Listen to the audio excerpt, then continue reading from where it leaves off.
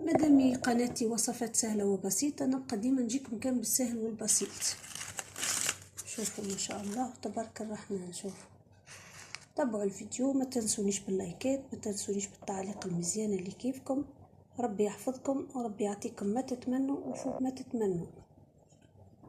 شوفوا قربت لكم الصوره على الاخر.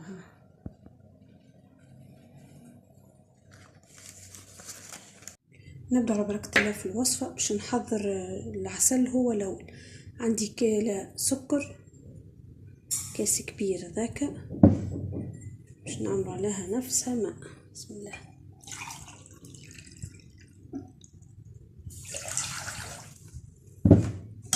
نعملوا عليها عصرة ليم،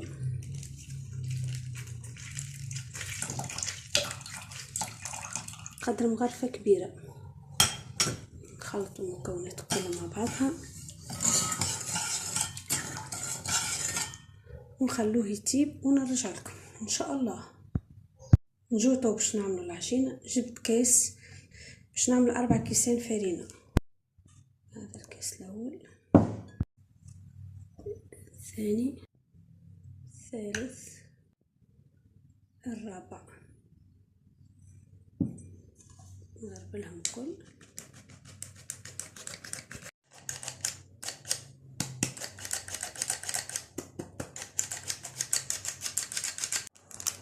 باش نعمل ساشي سكر فاني.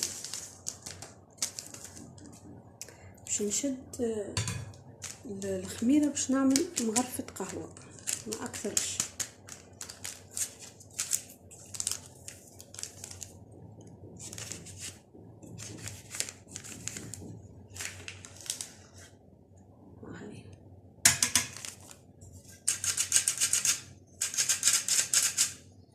انا راني ساشيت الخميره نتاع الجاتو ولا نتاع الخبز ولا سكر فاني كي نستعمل اقل من الباكو نسكرها بالنار باش ما يدخلهاش الهواء وتفسد لنا. هذا من باب الاقتصاد. باهي عندنا لهنا طبعا نحلوها هكا على الناشف.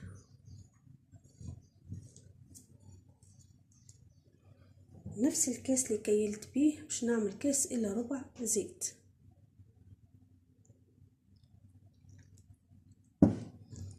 خلط مليح مليح.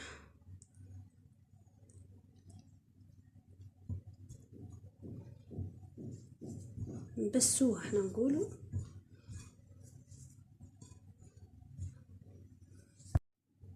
جبت لهنا كاس الا ربع ماء. تنشوف الماء راهو حسب ما تاخذلك العجينه نتاعك، يعني حسب نوعيه الفرينه، حسب كميه الفرينه زاد. هنا عندي مغرفه كبيره ماء زهر، صبها لهنا. شوفوا كيفاش يترمل. ها يجينا مرمل بالطريقه هذه. باش نوريهولكم اهو. باش نبدا نزيد بشويه في الماء ونشوف.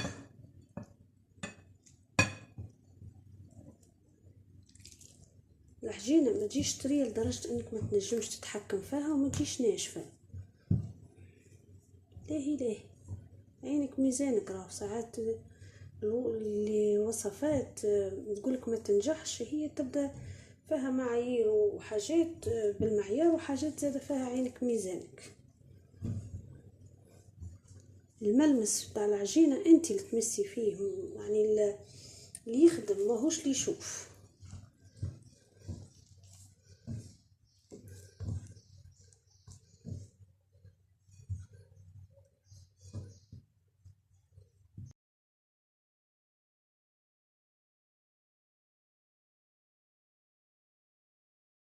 في المرحله دي باش نحطها على الرخامه ونعجنها شوي. مش وعجنين، راهو لمين. هتنوريكم الطريقه.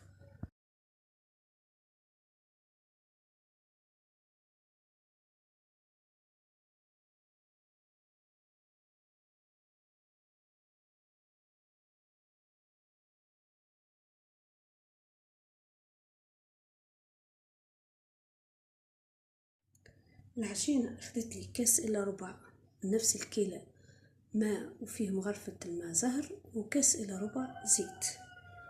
نلمها هكا.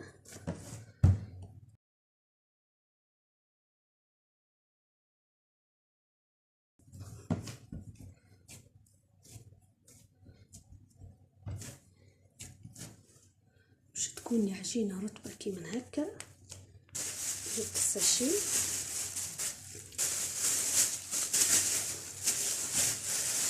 باش نعملها كيف القرصة هكا، تكون متساوية.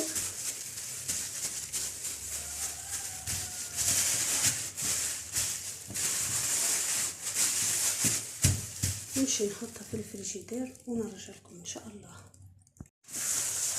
جبنا العجينة متاعنا بعد ساعة باش نحط نشا. تحطوش فرينة ومن بعد تقول الوصفة ما نشهدش. حكم هي فيها التوريق لابد بالنشا، لابد باش نعمل نشا. نقسموها على 4.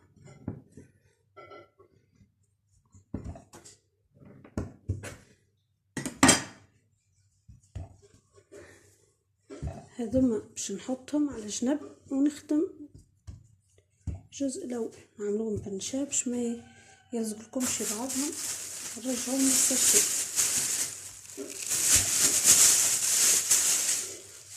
نبدو نخدموا. هذه نعملوها زاده كيف هكا ونحلوها بشكل طولي. بسم الله الرحمن الرحيم.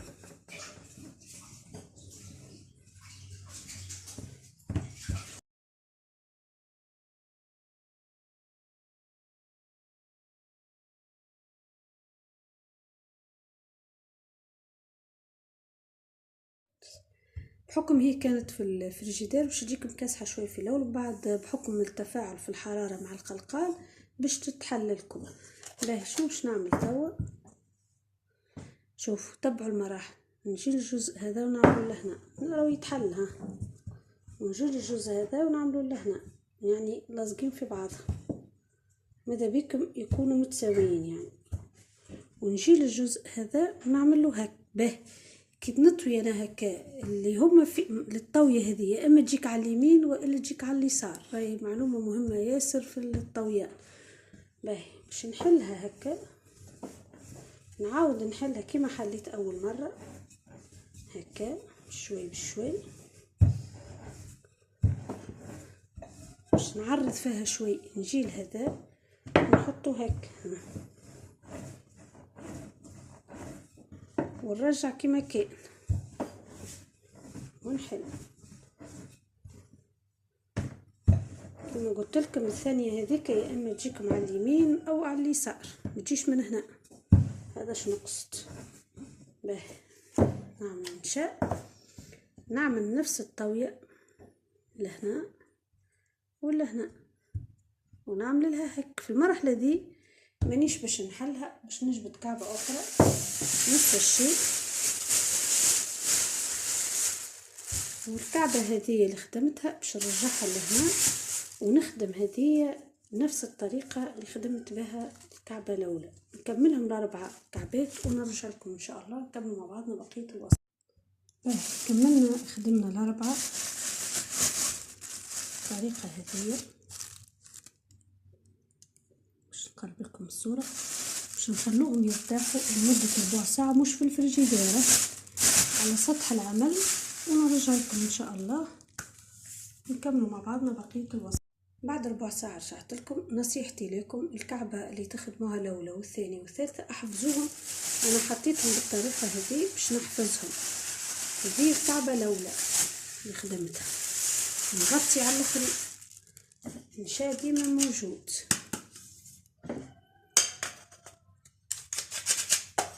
انا ما نظفتش سطح العمل خاطر عارفه روحي باش نرجع نخدم بالنشا. بالنسبه للطويه هذه يا تجي على اليمين يا على اليسار. نحل مليح مليح باش ترهفوها على ما تقدروا.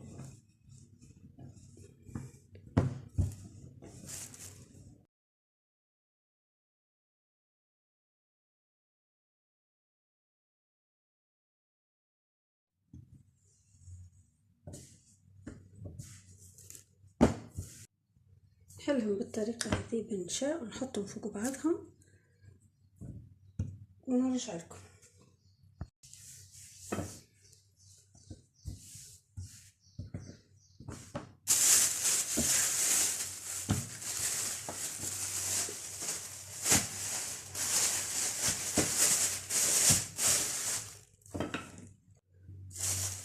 لكم انا خدمتهم بالترتيب فوق بعضها.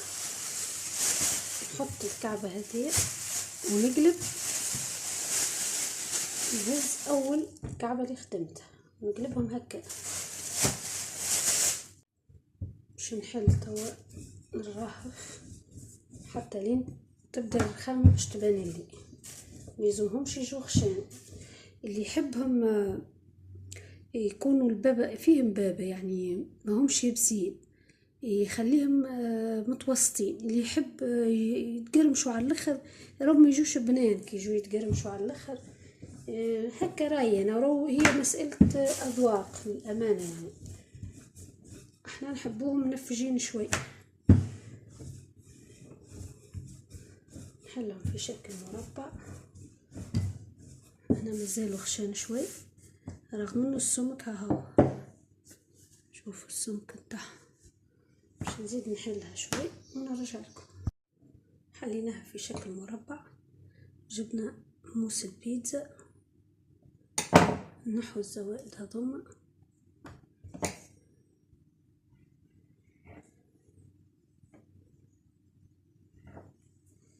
باهي، وشنو باش نعملو احنا تو؟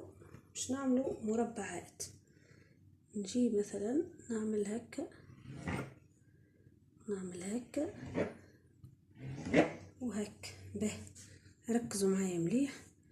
باش نحط هنا الموس تاع البيتزا، نعمل لين تمسي الرخامة لكن ما توصلش للاخر، تخلي فراغ من هنا وفراغ من هنا. ها ايش معناها؟ نحب نوصلكم الصورة على خاصة اللي ما يعرفوهاش ولا اول مرة. نخلي قدر ما نحط صبعي هكا، وهنا 2 3 4 5. شوف بالنسبة للفراغات هذه عادي احطه عشوائي، معناها مش بالضرورة. هاي كل مرة كيفاش تخدمها القراوش، وكل واحدة كيفاش تحب الشكل متاعها. راه ماناش نخدمو بشكل معين للناس الكل. نجي لهنا نضغط هكا وهكا الاطراف هذوما الزوز هم نضغطهم هكا. ثم شكون يعملهم، سامحوني،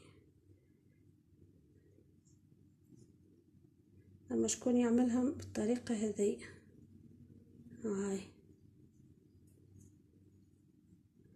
مسألة انك تضغط من هنا مهمة جدا. ما نعمل برشا اشكال احنا، شني المشكل؟ نعمل الشكل هذا، ها هو الطريقة هذه. صينية فيها نشاء نحط هذاك شكل. نجي نعمل ذريبة 2 3 4. ونجي لهنا ونضغط على هذوما الزوزة. شوف ما شكون يحط، تحبوا معناها ما تبقوش ترصوا كيف انا هكا، تعملوا شويه ماء. نضغط هكا نزيد نعاود نضغط هكا ونجي للوسط بالضبط ونقلب هكا. هذا شكل ثاني اهو. ماذا بيكم الاطراف هذه باش ما تحلش ابقوا ديما هكا عامل. هذا الشكل الثاني اهو. سامحوني ايدي فيها نشاء.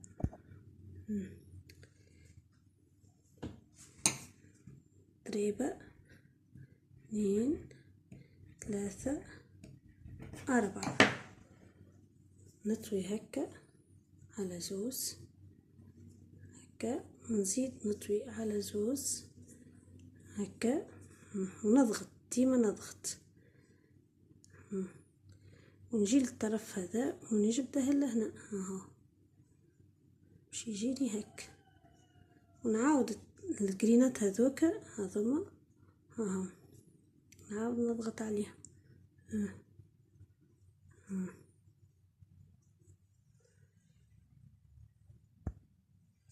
كمل نخدمهم. نخدم طريف ما تهز لي المقلة، ويبدا شكون يعاون فيك يخدم كعبات يا واحد يقلي معناها وواحد يخدم العجين.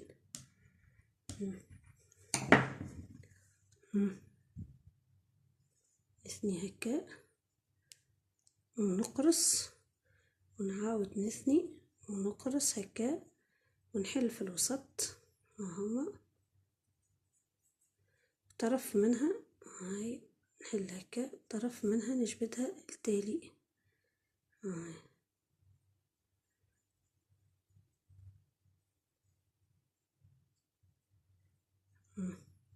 نكمل نخدم بنفس الطريقة ونرجع لكم. وبالنسبة كما قلت لكم للأشكال راكم حرين تعملوا الشكل اللي انتم تحبوا عليه، وهذه مسألة أذواق ومسألة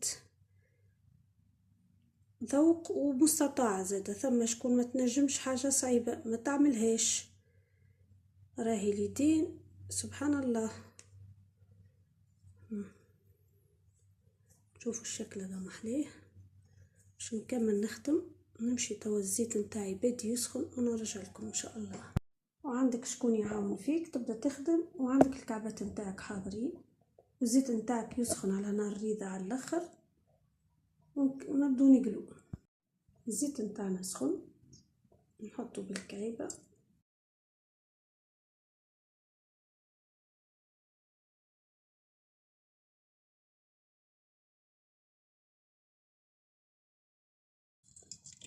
قوش النار خاطر لونهم راهو يجي مذهب ما يجيش احمر بزايد. شوفوا الشكل محليه. شوف نبدو ينفجوا نبدو المستوى نتاعهم يطلع كيف يشدوا رواحهم تبدو تقلبوا فيه.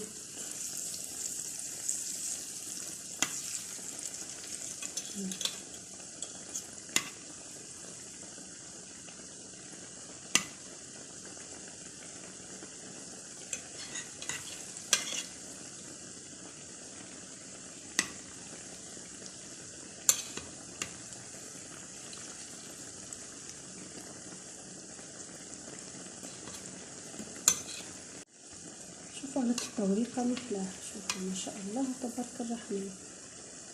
شوف قلت في الصورة تحبوها تجي مورقة بالطريقة هذه، فيها برشا تعب صحيح لكنها تجي كيما هكا. ونحبوا اللون نتاعها ما يكونش معروفة، راهي القراوش تجي لونها فاتح.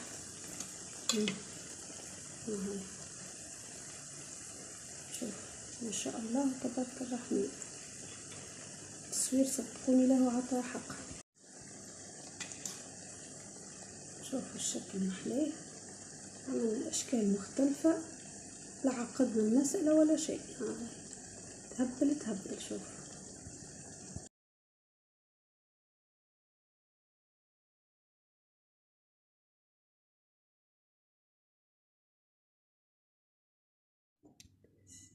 هذه هي القراوش نتاعنا كيف جت. سننقرب نوريكم بالكعبة راني نهز فيها بالسيسة على الاخر. ها هي شوف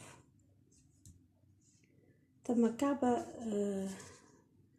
تعنفت عليها شوية، يعني مش تعنفت برشا. شوف تفتفت نوريكم تسمعكم الصوت. ها هي شفتوا تتفتف الذوب ذوبان في الفم. به جبنا الكاسات وباش نحطوا الكعيبة بالسيسة. شوفوا يلزم يكونوا الزوز باردين، يعني كيف العسل كيف القراوش. كيف نحطها في العسل نقلبها بالسيسة باش متتفتفش. نحط الفرشيطة هكا خليها تستكتر.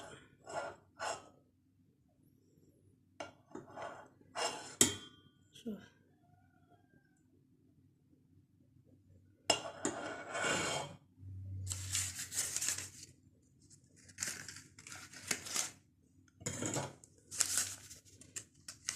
نحركها بالسيسة. نزل الكعبة الثانية نحطو. بالنسبة للشكل راهو مسألة اختراعات ومسألة أذواق، وكل واحدة وش تحب يعني.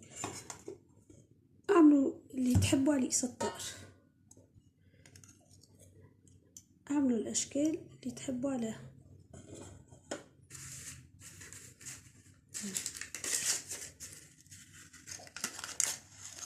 شوشة ما شاء الله وتبارك الرحمن. ها نقرب لكم في الصورة، دوب ذوبان في الفم. شوف من غير ما نبقى نشرح لكم، تو كيف تجربوها توقفوا على حقيقة كلامي.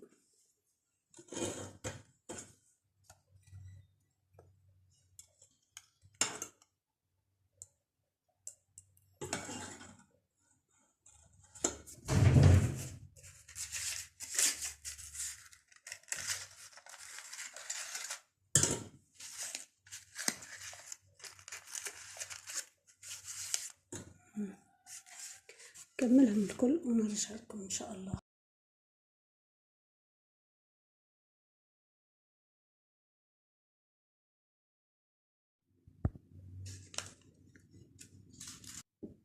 شفتوا 4 كيسين تاع فرينة شعطانة ما شاء الله تبارك الرحمن.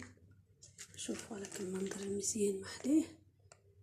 هذه هي وصفتنا لليوم، ان شاء الله تكون عجبتكم، ان شاء الله تكون نالت رضاكم، ان شاء الله نتقابلوا في فيديو جديد. ومبقى لي الا ما نقولكم دمتم في رعاية الله وحفظه.